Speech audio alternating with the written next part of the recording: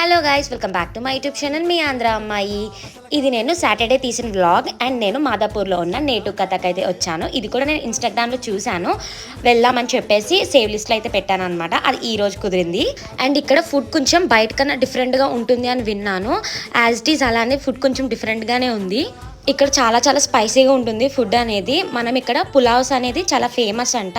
So నేను కూడా mutton pulao అయితే ఆర్డర్ చేసుకున్నాను. అసలు కలర్ చూడండి, చాలా ఆరెంజ్ కలర్లో ఉంది. అంటే కారం ఎక్కువ వేస్తారు అనుకుంటా, కొంచెం స్పైసీగా ఉంటుందని చెప్పేసి ముందరే కానీ నాకు చాలా స్పైసీగా అనిపించింది. మటన్ పులావ్ వచ్చి ఇక్కడ ఏ పులావ్స్ అన్నా స్పైసీగానే ఉంటాయని చెప్పారు.